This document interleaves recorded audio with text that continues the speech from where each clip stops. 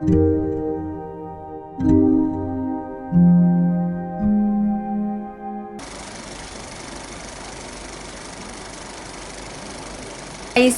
Back to YouTube channel Tejasri official. అందరూ ఎలా ఉన్నారు? మేమైతే బాగున్నాము. సో ఈరోజు అయితే నా చెకప్స్ ఆల్రెడీ వెళ్ళాను, అక్కడ ఆల్రెడీ అయ్యిందనమాట. సో యాక్సిడెంట్ తర్వాత మొత్తం ఎలా ఉంది, నాకు ఎలా ఉంది, బేబీకి ఎలా ఉంది అని చెప్పి మళ్ళీ డాక్టర్ని అయితే విజిట్ చేయడానికి వెళ్తున్నాము. సో ఇప్పుడు నాకు ఇక్కడ డాక్టర్ దగ్గరికి వెళ్ళాలంటే చాలా భయం వేస్తుంది, బికాస్ చాలా స్ట్రిక్ట్ అనమాట మేడమ్.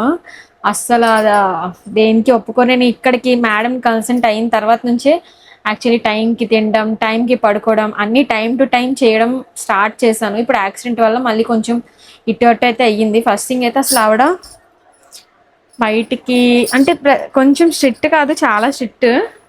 సో ఏమంటారని నాకు టెన్షన్ వచ్చేస్తుంది, దీనివల్ల నాకు భయంగా అనిపిస్తుంది. ఇప్పుడు డాక్టర్ దగ్గరికి వెళ్ళి నాకు ఖమ్మం హాస్పిటల్లో ఇచ్చిన రిపోర్ట్స్ అవన్నీ చూపించాలి. సో అక్కడైతే నాకు స్కానింగ్ అన్నీ ఇవ్వలేదు, సో వాళ్ళు ఏమి ఇచ్చారో అవి అండ్ ఇక్కడ చూపించాలి. ఎందుకంటే నాకు ఈ హ్యాండ్ కూడా పెయిన్గా ఉంది కదా. అంతా చూపించాక ఏమంటారో ఏంటనేది చూసిన తర్వాత నేను మీకు అప్డేట్ చేస్తాను. అక్కడ హాస్పిటల్లో వీడియో తీయడానికి అవుతుందో నాకు తెలియదు, కానీ నా దగ్గర యాక్చువల్లీ అస్సలు ఓపిక లేదు అక్కడికి వెళ్ళి వీడియో తీయడానికి కూడా. సో ఇంటికి వచ్చాక మళ్ళీ మనం మాట్లాడదాం, ఏమన్నారు ఏంటి, నాకు ఎలా ఉంది, బేబీకి ఎలా ఉంది అనేది. ఓకేనా? ఆవిడ కొంచెం టెన్షన్, నువ్వు టెన్షన్ పడట్లేదు. వెళ్దాం అనడం కాదు, తీసుకెళ్దాం ఒకటి వేరే.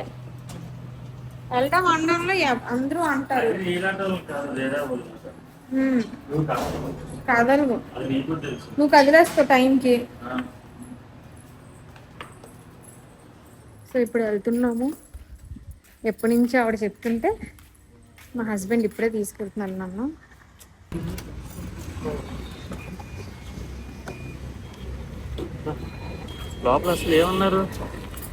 చెక్ చేసింది రిపోర్ట్స్ అన్ని నావి ఫస్ట్ నుంచి ఇప్పుడు దాకా. సో చెకప్స్కి అయితే వెళ్ళాము.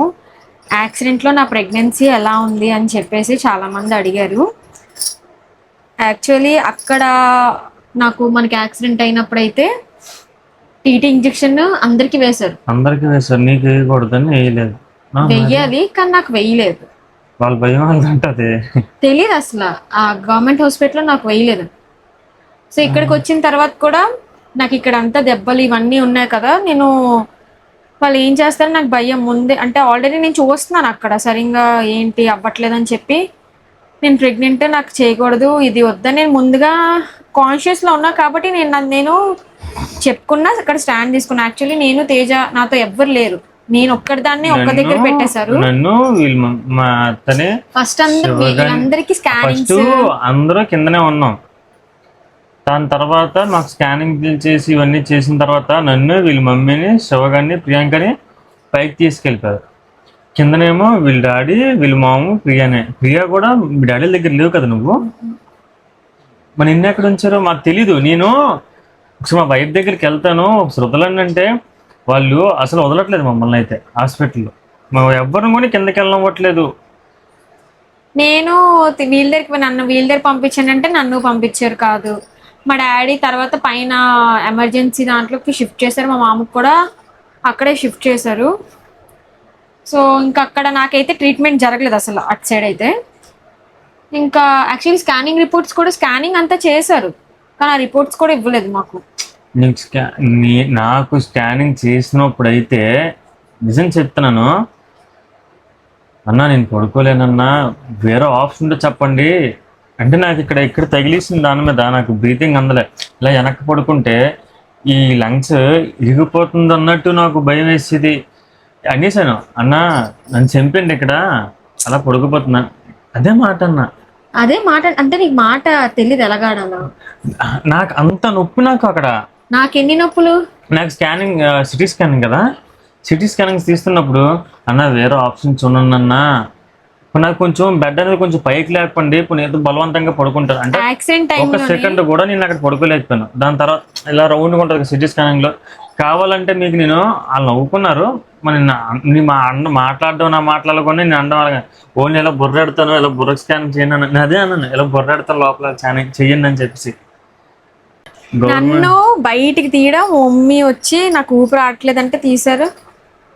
అలా స్టమక్ మీద తగిలిందేమో నాకంతే. ఇంకా ఒకవైపు మా డాడీకి ఇంత గట్టిగా తగిలింది, ప్రియాంకది ఆ టెన్షన్. ఇంకోటి నాకు అసలు యాక్చువల్లీ నాకు అప్పుడు మూమెంట్స్ ఏం తెలియలేదు. డాక్టర్ స్కానింగ్కి వెళ్ళినప్పుడు అనియారు నీకు మూమెంట్స్ అయినా తెలుస్తున్నాయని, కానీ నాకంటే తొందరగా నాకు యాక్చువల్లీ స్పర్స్ ఉండదు అనమాట, అంత ఫాస్ట్గా నాకు తెలీదు. సో నాకు తెలిసేది కాదు. ఇంకా అక్కడ కూడా అడిగారు నీకైనా తెలుస్తుందా అంటే నాకు ఇంకా ప్రెసెంట్ స్టార్టింగ్ ఏం తెలియదు. కానీ యాక్సిడెంట్ టైంలో హాస్పిటల్ బెడ్ మీద అప్పుడే నాకు ఫస్ట్ టైం మూమెంట్ అనేది కూడా తెలిసింది బేబీది. అది ఎప్పుడు నేను వెళ్ళి చూపించుకుని వచ్చిన తర్వాత, చూపించుకోలేని తర్వాత నాకు మూమెంట్స్ తెలియట్లేదు.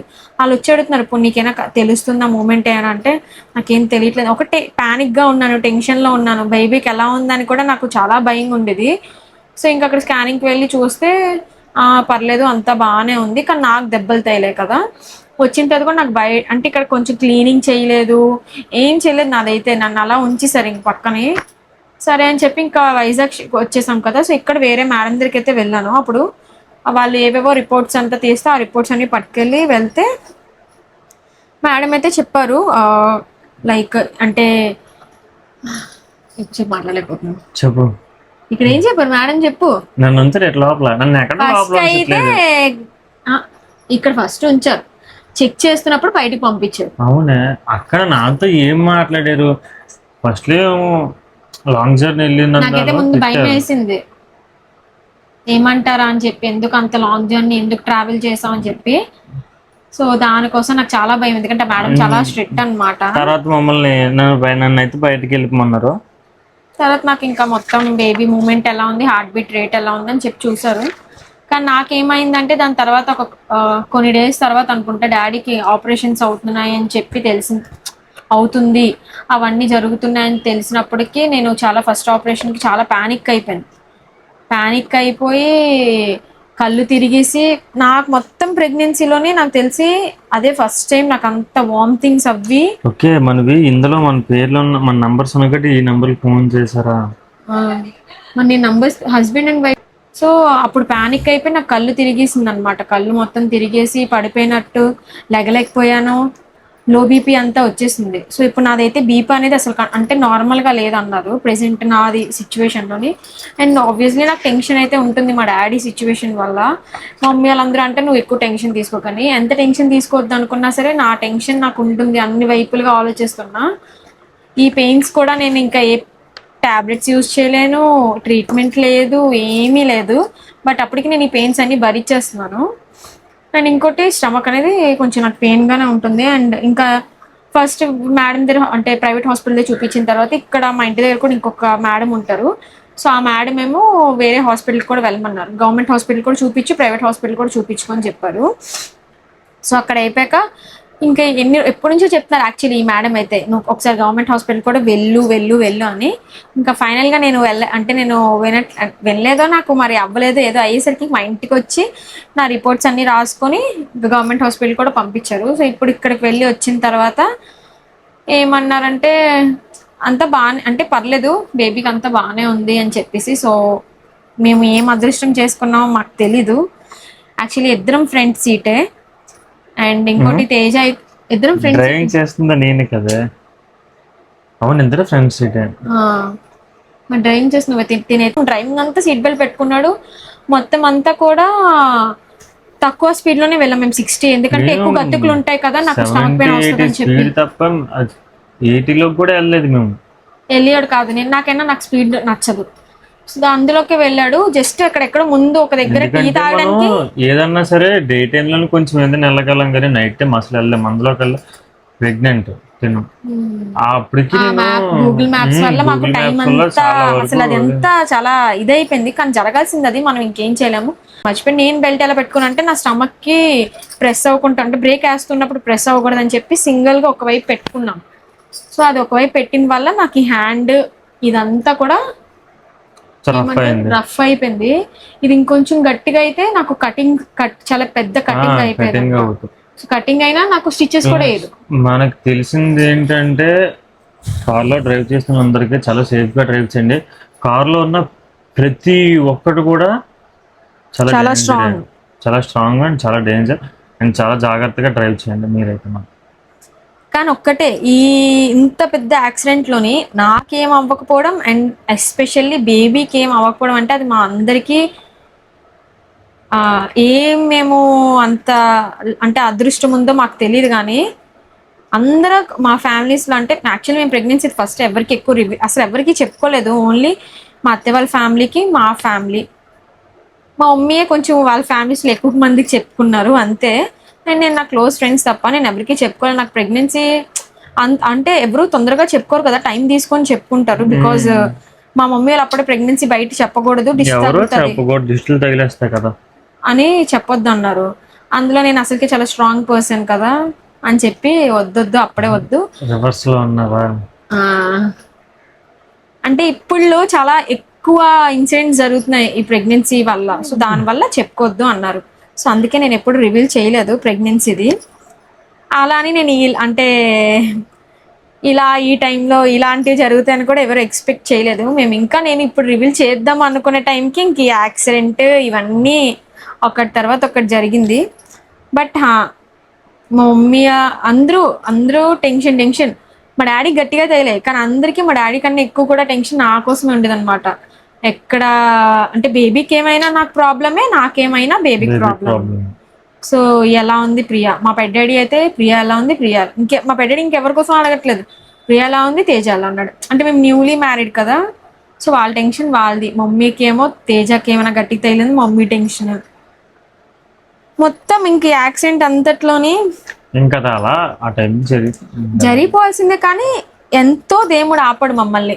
అంటే ఎంతో పెద్దగా అవ్వాల్సింది చిన్న చేసి ఉండొచ్చు అంతే. ఎందుకంటే ఇంత పెద్ద యాక్సిడెంట్ లో చెప్పకూడదు బేబీకి ఏమవ్వలేదు, నాకు ఏమవ్వలేదు అంటే అది మా అదృష్టమే. సో మా డాడీకి జరిగింది, ఎందుకు మాతో అలా జరిగింది అనుకున్న దానికన్నా మా ఇంట్లో అందరూ కూడా ఓకే జరిగింది, మనం రికవర్ అయిపోతాం, దీని నుంచి బయటపడగలం.